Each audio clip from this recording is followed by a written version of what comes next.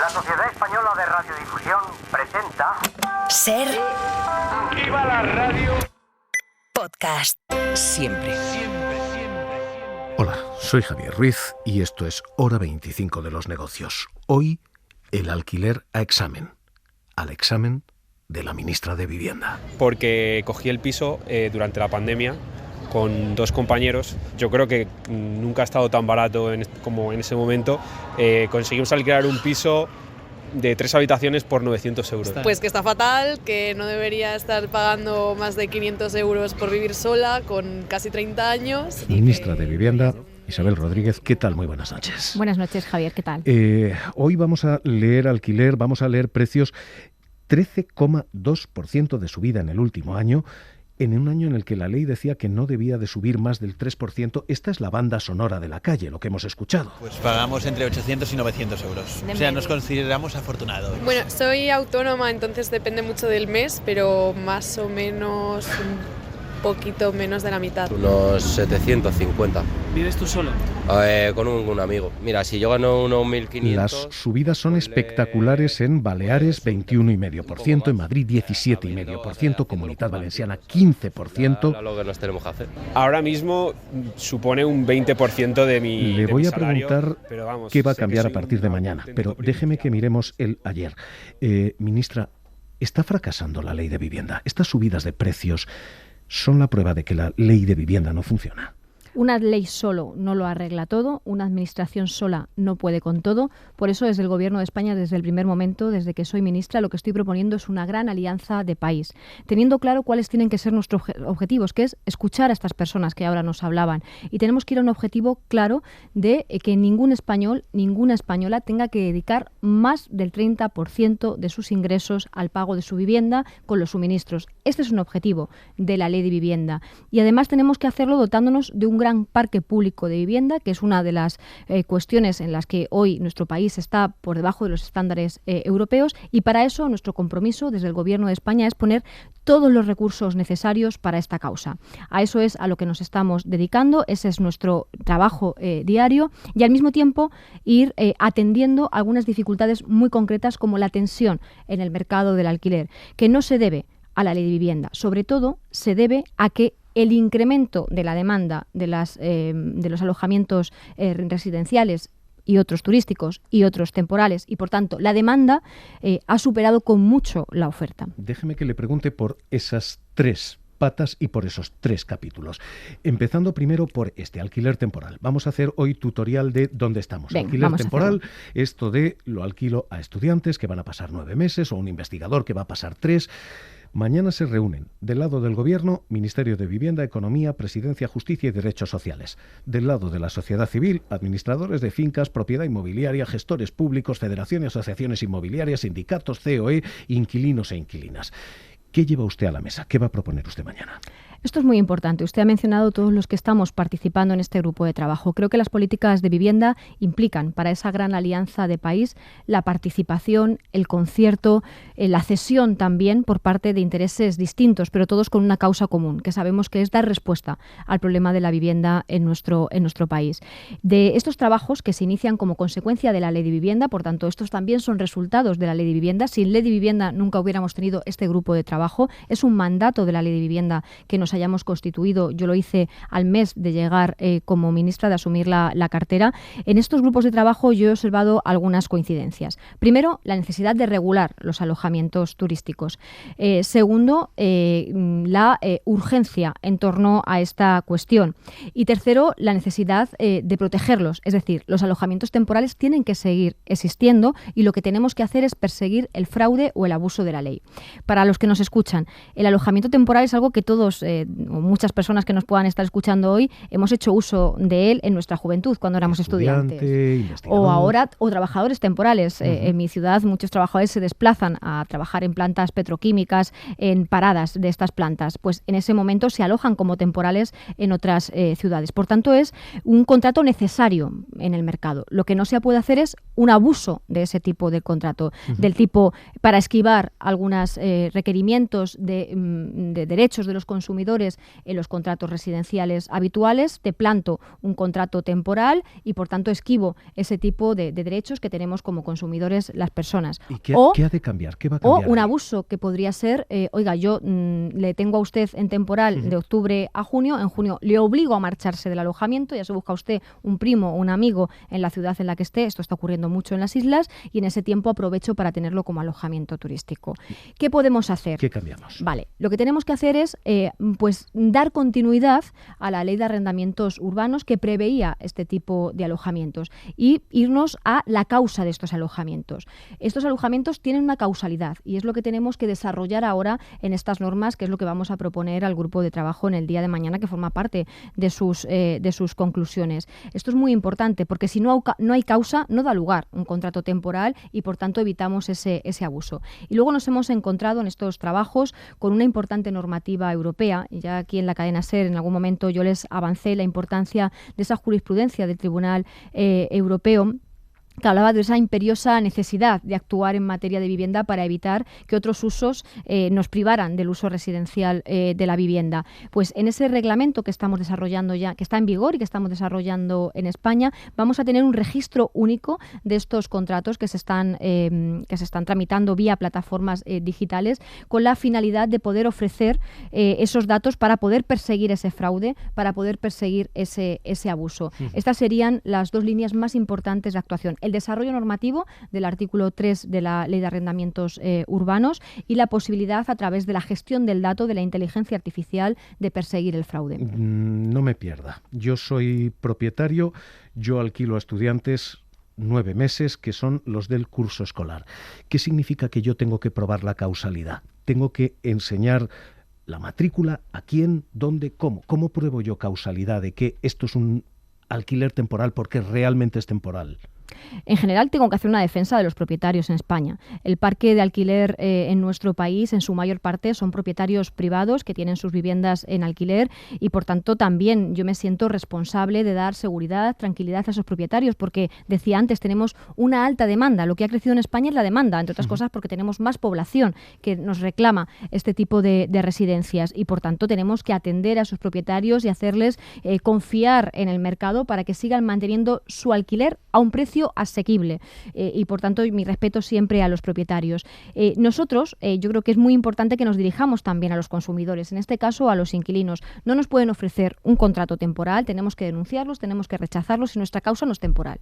Si nosotros aspiramos a tener una vivienda en la ciudad de Madrid, porque estamos aquí viviendo, porque tenemos aquí a nuestra familia, a nuestros hijos escolarizados, nuestro trabajo, no nos pueden estar ofreciendo un contrato temporal. Nos tienen que estar ofreciendo un contrato de alquiler ordinario con nuestros 5 años de posibilidad de alquiler y, por tanto, con todas las garantías que implica el contrato de alquiler. Pero con la reforma que ustedes están planteando, ¿esto qué significa? ¿Que yo, inquilino, voy a tener que ir a tribunales a decir, oiga, no, este contrato no era temporal, o que yo, propietario, tengo que acreditar que lo pongo como temporal porque es realmente temporal? ¿Quién de los dos tiene que dar el paso? El Código Civil y las normativas en nuestro país amparan esa relación contractual, esa libertad de contratación entre las partes, y yo creo que es muy importante, en aras a seguir propiciando oferta en el mercado del alquiler, pues seguir dando esas oportunidades. Pero sin duda mi compromiso como ministra de Vivienda es también empoderar a los consumidores, que tengan toda la información, que no les estén tomando el pelo a la hora de blindar estos contratos, y también, como en el caso de los turísticos, empoderar a los vecinos. Creo que es muy importante que contemos con toda la información. En este año de vigencia de la ley, creo que lo que se ha producido es mucha desinformación, hace falta información, y eso es algo que también vamos a abordar desde el Ministerio para que la ciudadanía tenga esa información y sepa que no le pueden dar gato por liebre, y que si queremos un contrato para desarrollar nuestra vida, nos tienen que ofrecer un contrato en régimen de alquiler del artículo 2 de la Ley de Arrendamientos Urbanos, y si somos estudiantes, trabajadores temporales, doctores que venimos a la universidad y vamos a estar solo por un curso, entonces podemos acogernos a este contrato. Esta plataforma única lo que hará será recoger todos esos contratos que estén en orden, y cuando no estén y suban a las plataformas, entonces saltarán las alarmas y podremos, a través de los servicios de inspección de comunidades autónomas, de ayuntamientos, perseguirlos y perseguir el fraude. Pero no estamos pensando en una vía judicial, sino en una vía administrativa de mucha más ágil gestión. El alquiler temporal ha subido un 51% en el último año. Mucho Airbnb ha desaparecido como Airbnb y ha aparecido como contrato temporal. Dice usted, van a saltar los mecanismos de inspección. ¿Está sobrando fraude o está faltando inspección aquí? Bueno, creo que es muy importante que activemos los mecanismos de inspección. Hay entidades, las políticas de vivienda, somos muchas las administraciones implicadas. La semana pasada estaba con el alcalde de Barcelona precisamente, donde allí se ha hecho una gran tarea de inspección en el ámbito de los alojamientos turísticos. Él nos contaba que en torno a 400 inspecciones al mes, que son muchas inspecciones. Eso es muy importante. Lo que no podemos dar por bueno es pues que haya ayuntamientos o comunidades autónomas que de repente nos digan que el 92% de los contratos turísticos en su ciudad son ilegales. Las administraciones públicas no podemos mirar hacia otro lado, tendremos que responder con contundencia. Y yo lo que ofrezco como ministra de Vivienda son más herramientas, más instrumento, más acompañamiento, más recursos a todas las administraciones públicas para que podamos perseguir este fraude. Y por tanto, sí, siempre se dijo, echa la trampa, echa la ley. Vamos a perseguir a aquel que hace un abuso de la ley para que efectivamente garanticemos los derechos de las personas consumidoras y todos podamos acceder a una vivienda digna en una situación de asequibilidad, que es lo que proclama la Ley de Vivienda. Casi un sí o un no. ¿Se va a reforzar el servicio de inspección? ¿Se va a engordar ese servicio de inspección? Es que este servicio de inspección depende de las administraciones autonómicas y en su caso también locales. El Ayuntamiento de Barcelona es local, el Ayuntamiento de Madrid ha dicho que lo hará. Creo que hay que hacerlo con urgencia.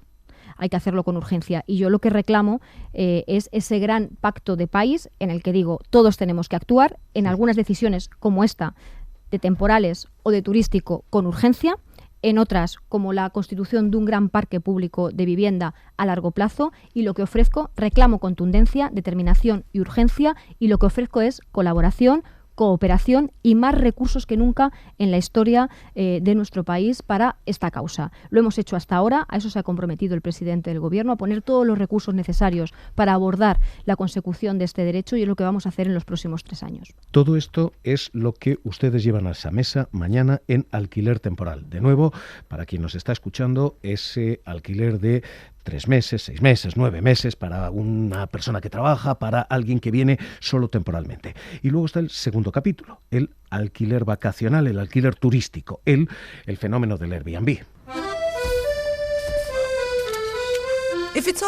Que se ha anunciado así por todo el mundo.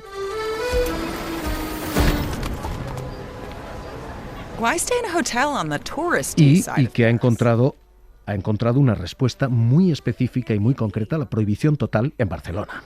En la ciudad de Barcelona, a partir del año 29, no existirán los pisos turísticos tal y como los hemos conocido hoy. Y eso nos va a permitir poner 10.000 viviendas en el mercado del alquiler o a la venta. Ministra, ¿Barcelona marca un ejemplo? ¿Hay que prohibir Airbnb? Sin duda. Si esto está afectando al derecho de las personas a quedarse a vivir en la ciudad en la que nacieron, donde están sus padres, donde están sus amigos, donde está su trabajo, donde quieren vivir, ante todo ha de primar el derecho de acceso a la vivienda. Lo demás es actividad económica, que es muy importante para España. El sector turístico es fundamental. Estamos creciendo en términos exponenciales. Este año va a ser un año extraordinario. Genera empleo, genera riqueza, genera ingresos. Está fantástico. Pero nosotros tenemos, ante todo, que preservar derechos sociales tan importantes como el derecho de la vivienda. Y si esto entra en colisión con el desarrollo económico de estos sectores, pues tenemos que entrar a prohibir, a regular, a matizar. Y yo aplaudo al alcalde de Barcelona que ha tomado esta determinación y le quiero acompañar en esa iniciativa, porque cuando hay administraciones que dan un paso al frente, que se comprometen, el resto de administraciones tenemos que estar a la altura. Y por eso yo me he comprometido con el alcalde de Barcelona a ayudarle, no solamente a esta iniciativa para la prohibición de estos alojamientos, sino como estamos haciendo a la construcción de un parque público de vivienda en la ciudad de Barcelona. Usted ha dicho que esto se va a hacer reformando la ley de propiedad horizontal. De nuevo, para quien nos esté escuchando, tutorial muy claro, muy básico. Yo tengo que autorizar explícitamente a que mi vecino tenga un Airbnb. Si yo no le doy permiso, ¿mi vecino no puede tener un Airbnb? ¿Esto es cómo va a cambiar la ley? Sí, podríamos resumirlo así. Se trata de empoderar, me gusta utilizar ese término, de empoderar a los vecinos, porque los alojamientos turísticos no solo están privando del derecho de la vivienda a muchos ciudadanos de Madrid, de Barcelona, de Ibiza, de Mallorca, de Canarias, sino que también están cambiando las ciudades. Y yo creo que esto es muy importante en nuestro compromiso ciudadano.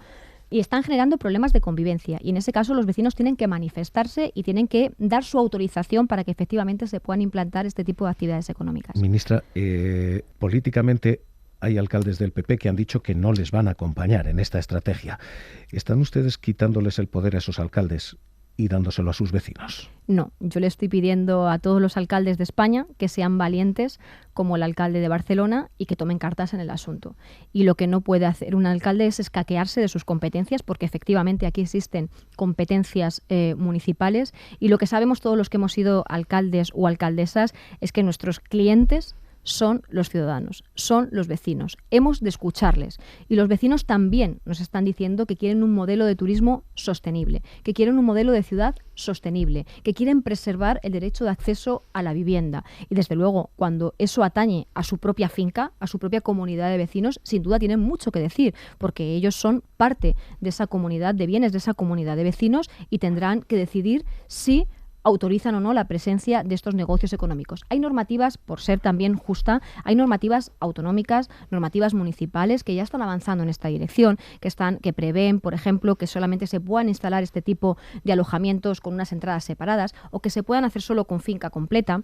Estos son algunos modelos que ya se estaban implementando en nuestro país. Pero cuando la situación es tan grave que está limitando el acceso de la vivienda, imagínense, en Madrid estamos hablando de 10.000 viviendas, pero en la ciudad en la que nos encontramos, en Madrid, estamos estimando que hay 13.000 viviendas turísticas, la mayoría de ellas ilegales. La mayor operación de oferta de vivienda pública en España que va a llevar a cabo el Ministerio de Vivienda es Operación Campamento, que son poco más de 10.000 viviendas. Es decir, es más que Operación Campamento lo que conseguiríamos si regulamos esas viviendas no para uso turístico, sino para uso residencial en la ciudad de Madrid. Las plataformas lo que están diciendo es, efectivamente, oiga, ya hay regulación. Y lo que dicen una tras otra es... Nosotros consideramos que la regulación es positiva, que deben de establecerse unas normativas claras que den seguridad y confianza en todos los aspectos, tanto a quien oferta como a quien demanda este tipo de viviendas turísticas. Fotocasa, que ya hay regulación suficiente, Idealista lo mismo. No se trata de una buena noticia, sobre todo para todas aquellas familias que necesiten alquilar una vivienda a partir del mes que viene. Además es que se da la casualidad que Cataluña es precisamente el lugar donde estas recetas ya se han probado y donde los resultados han sido contrarios a los deseados, ha caído significativamente. Y lo que están diciendo es, la prohibición no es la vía. Lo que están diciendo es, oiga, si hay quien incumple la regulación, inspeccionen ustedes y las autoridades, ayuntamientos y demás. La solución es la inspección, no es la prohibición. Hay que inspeccionar y, si es necesario, prohibir. ¿Se equivocan quienes ahora mismo, los ayuntamientos que ahora mismo no prohíben? Yo creo que sí, depende de la situación, porque existen zonas en nuestro país, véase mi comunidad autónoma, Castilla-La Mancha, donde los alojamientos turísticos son posibilidades de desarrollo en núcleos rurales, de desarrollo económico, de fijación de población y, por tanto, son muy importantes y hay que acompañarles también. Insisto, el sector turístico para nosotros es fundamental. Pero cuando estos negocios, cuando estas actividades económicas colisionan con el derecho a acceso a la vivienda, sí hay que prohibir, hemos de prohibir. Ministra, todo esto es lo que cambia en alquiler temporal, todo esto es alquiler turístico. Todos los que observan el mercado dicen una última cosa más, y esa última cosa es, falta vivienda, hay que construir más. Literalmente lo que se escucha una y otra vez es esto. Sí, hay mucha gente, normalmente tengo que ir y confirmar al mismo momento, porque si no confirmo al mismo momento se va a alquilar a la primera persona que tenga los papeles correctos. La habitación se alquilaba por 250 euros y nada más pone el anuncio en una plataforma de alquiler de habitaciones, pisos, etcétera. El móvil no me dejaba de sonar. Llamadas, mensajes... Esto que estamos escuchando son tanto inquilinos como caseros. La vivienda en alquiler, en 1 de cada 5 casos, no dura ni siquiera 24 horas en el mercado. Y quienes les miran a ustedes, Ministerio y responsabilidad estatal, lo que dicen es, construyan ustedes. No legislen con más ley, sino con más presupuesto. Falta más construcción. Es necesario construir para alquilar. Sí, hace falta más construcción. De hecho, se lo decía al inicio de esta conversación. Lo van a hacer ustedes. vamos a hacerlo nosotros, pero no podemos hacerlo solo. Queremos hacerlo con el resto de administraciones, queremos hacerlo de la mano de las comunidades autónomas, queremos hacerlo acompañando a las entidades locales, necesitamos hacerlo también acompañados del sector público. Por eso propongo esa gran alianza de país donde el Gobierno de España no va a escatimar en recursos. Y tengo que decir que ya hemos invertido más que nunca en la historia reciente de nuestro país. Hemos puesto a movilizar en recursos del Plan de Recuperación y Resiliencia 5.500 millones de euros. Estamos poniendo ahora en circulación en forma de préstamos, precisamente para promotores de vivienda y avales también para jóvenes para la adquisición de su vivienda, 8.500 millones de euros. Y como dice el presidente del Gobierno, estamos dispuestos a poner todos los recursos necesarios. Ahora bien, yo digo, corresponsabilidad. Aquí todos tenemos que ser corresponsables y lo que no pueden estar haciendo unas u otros, es decir, yo no quiero recaudar más, yo no quiero más impuestos y luego reclamamos al papá Estado que nos haga las viviendas. No, aquí todos y todas tenemos que contribuir a una política que es imprescindible, que es fundamental, que tiene que dar solución al principal problema de los españoles y cómo se contribuye sobre todo es con recursos. Nosotros hemos multiplicado por 8 los presupuestos generales del Estado, estamos ya en tramitación prácticamente de los próximos presupuestos generales del Estado y como ya les transmitió en estos mismos micrófonos el presidente del Gobierno, vamos a hacer todos los esfuerzos necesarios para conseguir ese objetivo del 9% de un parque público de vivienda, que en otros momentos de nuestra historia fue desamortizado o incluso entregado a los fondos buitre por parte de otros gobernantes en nuestro país. Ministra de Vivienda, Isabel Rodríguez, hoy análisis al alquiler. Gracias por estar con nosotros aquí en la SER. Un placer, muchas gracias. Enhorabuena por esos datos del EGM y también por atender a esta causa. Gracias. Para no perderte ningún episodio, síguenos en la aplicación o la web de la SER, Podium Podcast o tu plataforma de audio favorita.